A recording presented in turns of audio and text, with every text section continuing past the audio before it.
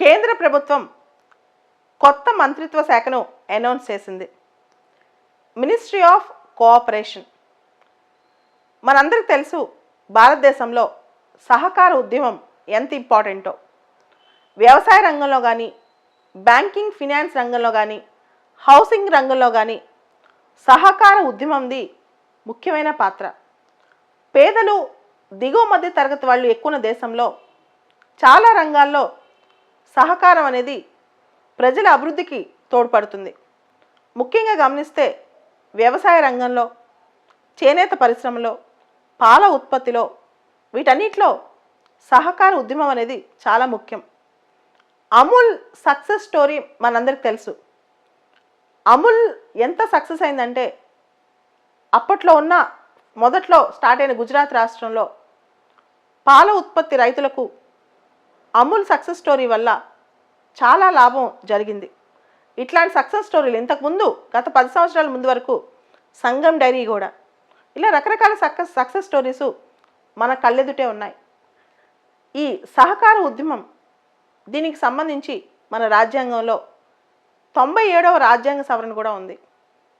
97వ రాజ్యాంగ సవరణతో పాటు సహకార ఉద్యమంలో ఎవరైతే కీలక పాత్ర పోషిస్తారో వాళ్ళకి ఈ ఎమ్మెల్సీ గవర్నర్ నామినేషన్లో వాళ్ళకి ప్రత్యేకమైన స్థానం కూడా ఉంది. అంటే గవర్నర్ నామినేట్ చేయడంలో literature, science, arts, social service మాత్రమే కాకుండా ఎమ్మెల్సీలుగా సహకార ఉద్యమంలో కీలక పాత్ర పోషించిన వాళ్ళని కూడా చేయొచ్చు.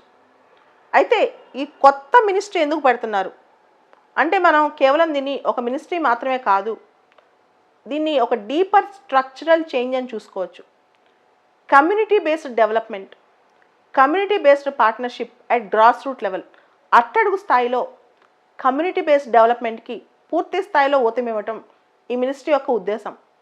అంతేకాదు మనకి ఈజ్ ఆఫ్ డూయింగ్ ఇన్ కోఆపరేటివ్స్లో కూడా ఈజ్ ఆఫ్ డూయింగ్ బిజినెస్ని ఇంప్రూవ్ చేయటం, దాంతోపాటు మల్టీ స్టేట్ కోఆపరేటివ్స్ని డెవలప్ చేసి ప్రమోట్ చేయటం, సహకార సంఘాలకి, సహకార ఉద్యమానికి సంబంధించిన అడ్మినిస్ట్రేటివ్, లీగల్, పాలసీ ఫ్రేమ్వర్క్ను ప్రాపర్గా తయారు చేసి ఇంప్లిమెంట్ చేయటం, ఇవన్నీ కూడా ఈ మినిస్ట్రీ యొక్క పని.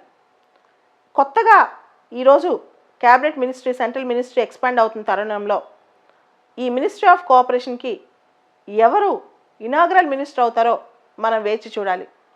అయితే ప్రభుత్వం ఈ గ్రాస్ రూట్ లెవెల్ డెమోక్రసీ, ఎందుకంటే ఈ మధ్య ministry of Panchayati Raj, ministry of rural development వీటన్నిటికి సంబంధించి చాలా అంటే ఎక్కువ ఫండ్స్ రావట్లేదు అనే గందరగోళం జరుగుతున్న సందర్భంలో ఈ మినిస్ట్రీ ఆఫ్ కోఆపరేషన్ అనేది, దీని అనౌన్స్మెంట్ అనేది, ఈ కొత్త విజన్ అనేది అందరూ ఎదురు చూస్తున్నారు.